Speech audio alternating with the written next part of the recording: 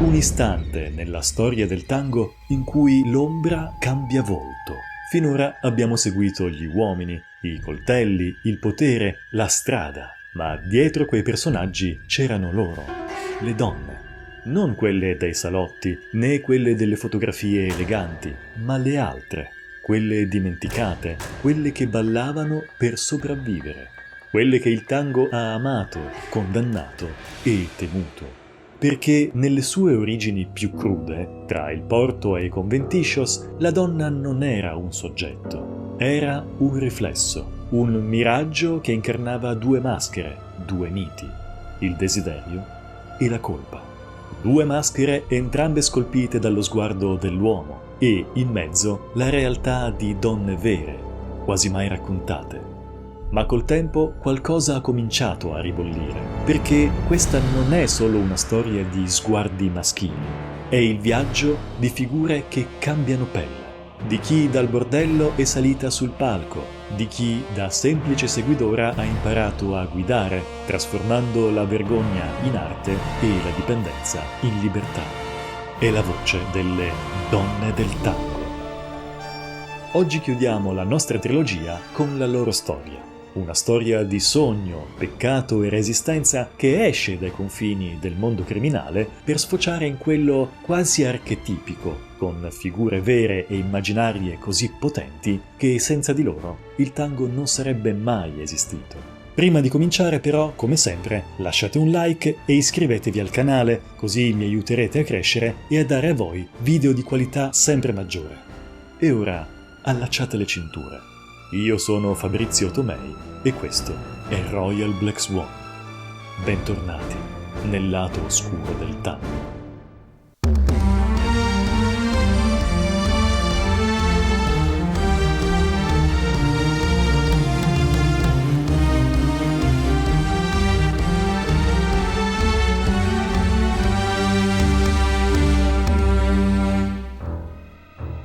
Buenos Aires, una città che cresce troppo in fretta. Alla fine dell'Ottocento arrivano milioni di uomini spinti dalla fame e dal sogno. Cercano lavoro, fortuna o semplicemente una vita diversa, ma quasi nessuno di loro è arrivato con una donna. Il risultato è un equilibrio spezzato. Una città di uomini soli, un'umanità compressa, inquieta, desiderosa non solo di lavoro, ma di contatto umano. È in quella solitudine che si forma il terreno dove nascerà il tango. Questa straordinaria congiuntura di immigrazione e conseguente mancanza d'affetto porta la mentalità maschile dell'epoca a sviluppare un'immagine binaria, una visione del mondo che riesce, a modo suo, a far convivere nella donna due figure opposte, due estremi della stessa persona che si riverseranno nella realtà quotidiana, ma ancora di più nei testi dei tanghi, che avranno il difficile compito di tradurre in poesia il dilaniamento dell'animo dell'autore che, però, essendo uomo, ha una visione tutta sua molto parziale e totalmente soggettiva della donna di quel tempo. Il primo di questi estremi vede la figura della madre. La madre è un'immagine sacra, intoccabile, simbolo di purezza, dedizione e sacrificio. Non ha difetti e pertanto occupa un posto nel cuore che nessun'altra donna potrà mai avere. È l'unica donna che il tango non giudica, non la tradisce, non la mette in discussione e non la racconta come un pericolo, anzi, la idealizza. E questo perché viene evocata quasi sempre nei testi come rifugio morale. E da una parte è perfettamente comprensibile, ma bisogna che vi immaginiate la scena. Alla fine dell'Ottocento, Buenos Aires è una città di uomini soli, immigrati che hanno lasciato tutto dietro di sé, la famiglia, il paese e la loro lingua. Molti sono partiti da ragazzini senza sapere se avrebbero mai rivisto la propria madre. E così quella figura diventa una presenza ossessiva, quasi mistica. Nei testi dei tanghi è la madre lontana, rimasta in Europa, che scrive lettere, che aspetta e che perdona tutto. Ma quando un uomo del tango parla di madre, in realtà non sta parlando solo di sua madre. Parla della patria, parla della donna ideale. È un simbolo totale. È l'amore puro, la bontà senza ombre, l'unico affetto che non ci tradirà mai. Dietro a questa idealizzazione non c'è solo il bisogno, l'anelito a sentirsi realmente amati da qualcuno che non ti tradirà mai, ma perfino qualcosa di più profondo, il bisogno di perdono. Perché la madre del tango è anche la coscienza dell'uomo. È quella che resta pura mentre lui scivola nella miseria, nella violenza e nei bordelli. Rappresenta tutto ciò che il tango maschile ha smarrito e che sa che non potrà mai più recuperare. E così il tango costruisce un mondo doppio. Da una parte la madre, simbolo della virtù e dell'amore incondizionato, dall'altra parte tutte le altre, le cui figure vedremo tra poco, ma che possono in qualche modo racchiudersi in un unico macrotema, che è l'esatto opposto della madre, ovvero la donna perduta, colei che ha tradito. Tradito chi? Ma l'autore, se stessa, gli altri uomini non importa. È l'azione che conta, che riassume tutta la categoria agli occhi degli uomini del tango. Di conseguenza le due figure, i due estremi, quelli della madre da una parte e delle donne perdute dall'altra, esistono su due binari paralleli che non si incontrano mai, ma che convivono nella stessa coscienza maschile. È un po' come se il tango dicesse: io lo so che il mondo è corrotto, ma da qualche parte una madre buona continua ad amarmi lo stesso. Attenzione però, perché questa immagine, per quanto poetica, è anche un'arma, perché va da sé che più la madre viene elevata, più tutte le altre donne vengono abbassate. La madre è l'unica donna degna, mentre tutte le altre devono portare la colpa. E questo è un meccanismo tipico delle società patriarcali: idealizzare un simbolo femminile per controllarne poi tutte le altre. Questa figura archetipica però col tempo subirà una parziale trasformazione. In alcuni testi viene addirittura presentata come una categoria a sé, ovvero la lavoratrice. E questo perché, anticipando un attimo ciò che vedremo dopo, quando negli anni 30 e 40 la voce femminile comincia ad emergere, le cancionistas canteranno anche loro la madre, ma da un punto di vista diverso. Non più la santa lontana e idealizzata, ma la madre reale, quella che lavora, che soffre e che lotta.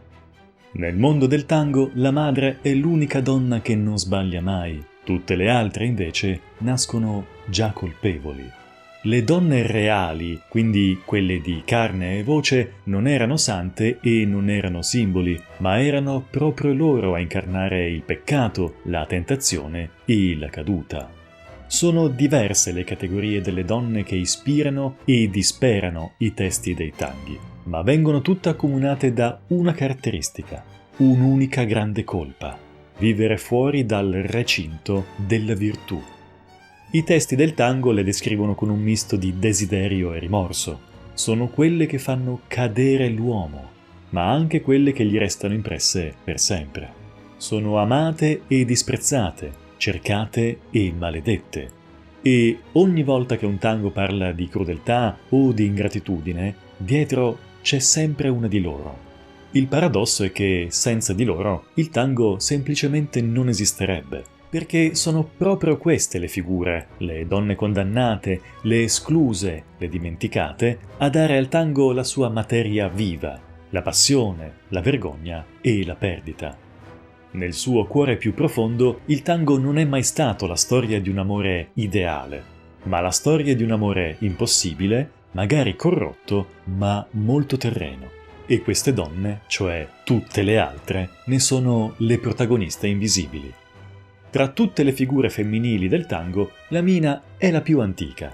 È la prima ad apparire e anche la più fraintesa. Il nome nasce nel gergo della malavita, il lunfardo, e indica la prostituta, la ragazza di malavita, una creatura ambigua, desiderata e disprezzata allo stesso tempo. Bisogna immaginarsela nei bordelli delle Orishas, tra fumo, rumore e musica improvvisata. Lì il tango non è ancora uno spettacolo elegante. È una danza proibita, fatta di corpi che si sfiorano, di improvvisazione e di desiderio. Gli uomini pagano una moneta di latta, la lata, per ballare un tango con una donna. E lei, la Mina, è quella che balla per mestiere, non per piacere, non per passione, ma per sopravvivere. È il suo lavoro. Dietro quelle danze c'è una realtà durissima. Molte di quelle ragazze vengono da lontano, dall'Europa dell'Est, dall'Italia, dalla Spagna, tutte attirate con promesse di matrimonio o di lavoro. Appena arrivate a Buenos Aires, però, scoprono la verità. Non c'è nessun marito, nessun impiego, solo un postribolo e un padrone. A controllarle è quasi sempre un uomo, il cafiscio, il protettore, quello che abbiamo visto nella puntata precedente. Una figura che, però, di protettivo in senso umano, non ha proprio nulla. Il rapporto fra la Mina e il cafiscio si muove sul confine fra amore e violenza, fra affetto e dominio. È un rapporto tossico, ma è anche profondamente umano, perché dentro quel mondo distorto si costruiscono comunque legami veri, passioni, dipendenze e illusioni. Ed è proprio lì, in quell'ambiguità, che nasce il primo volto femminile del tango. Una donna prigioniera, ma anche simbolo di sensualità, condannata ma cantata, disprezzata in pubblico, ma sognata in segreto. La Mina è il peccato fondatore del tango, è la scintilla che gli dà corpo e dramma. Nei primi tanghi la sua ombra è ovunque. Ogni volta che un uomo canta di una donna che lo ha tradito o che è caduta nel vizio, sta parlando di lei. La sua figura sarà così persistente nella mentalità nazionale che col tempo si allontanerà dal suo significato originale fino ad abbandonarlo totalmente. Tanto che oggi la parola Mina in argentino significa solamente ragazza o donna. Ed è comunque un dato interessante che, nella mentalità collettiva, uno dei modi generici per riferirsi alla donna fosse in origine il nome di una prostituta. Quando il tango lascia i sobborghi e comincia a suonare nei salotti, cambia tutto. Cambia la musica, cambiano i luoghi e cambia quindi anche la donna che li abita. Dalle Orishas di fango il tango si sposta verso il centro delle città. Nascono i cabaret, le luci si accendono, il peccato si profuma di cipria e di champagne. Ed è qui che appare la Milonghita. È giovane, elegante, ambiziosa. Viene dal basso, ma guarda in alto. Vuole fuggire dalla miseria del conventiscio, dal destino di serva o di sarta, e per farlo sceglie l'unico strumento che le è concesso, il suo corpo che balla. Nei cabaret del centro balla con uomini ben vestiti, borghesi, politici, artisti. È la donna nuova, moderna, che usa il tango come linguaggio di seduzione e di riscatto. Ma per la morale dell'epoca e per gli autori di tutti quei tanghi, quasi tutti uomini, diventa subito una figura sospetta. La Milonghita non è più la prostituta da bordello, ma non è neanche una donna per bene. È quella via di mezzo che non si perdona a nessuno. I testi la descrivono come una traditrice, quella che ha dimenticato il quartiere, che si è venduta al lusso, che ha rinnegato le origini. È in sostanza una donna che ha osato volere di più e in un mondo costruito per far star le donne al loro posto, questo è più che sufficiente per farla diventare colpevole. La Milonghita non viene condannata per immoralità, ma per ambizione, per aver tentato di cambiare classe, per aver scelto di non restare dove Dio l'ha fatta nascere e dove la società voleva lasciarla. È in fondo la prima donna del tango che sceglie davvero. La sua parabola è sempre la stessa, sale troppo in fretta e poi precipita. In Milonghita, Estersita, tango del 1920, la vediamo sola, stanca, disillusa, abbandonata dai sogni e dall'amore. È la morale di una società che non ammette il tentativo di emancipazione femminile. Se osi salire, devi cadere. Eppure, dietro questa condanna c'è una fascinazione evidente. Gli uomini del tango la giudicano, ma non smettono mai di cantarla, perché la Milonghita rappresenta qualcosa che li attrae e spaventa insieme. Una donna che non aspetta di essere salvata, ma che prova a salvarsi da sola. Negli anni 30 e 40, attrici come Tita Merello ne rovesceranno poi l'immagine. Tita prende quella ragazza giudicata e la trasforma in eroina popolare, orgogliosa, ironica e sopravvissuta. La milonghita diventa così la voce di chi non ha voce, il simbolo di una dignità che resiste alla morale. E così col tempo la figura della milonghita cambia volto. Da peccatrice diventa icona, da vittima diventa protagonista. Perché in fondo il suo sogno non è poi così diverso da quello di Buenos Aires stessa, una città che nasce dal basso e che, nonostante tutto, vuole ballare fra le luci. Ma c'è un momento preciso nella storia del tango in cui tutto cambia. È il 1917 e un giovane cantante di nome Carlos Gardel incide Mi Noche Triste. È il primo tango canción della storia e da quel momento il tango smette di essere solo una musica da ballo e diventa racconto. E in quel racconto compare lei, la donna che se ne va. Da allora la figura della traditrice entra di prepotenza nell'immaginario del tango. È quella che abbandona l'uomo, che rompe l'equilibrio, che lo lascia dietro di sé con un bicchiere mezzo pieno e una stanza vuota. E non lo lascia per forza per un altro amore. Peggio, lo lascia per una vita diversa, per soldi, per ambizione, per libertà. E per l'uomo del tango questo è un delitto.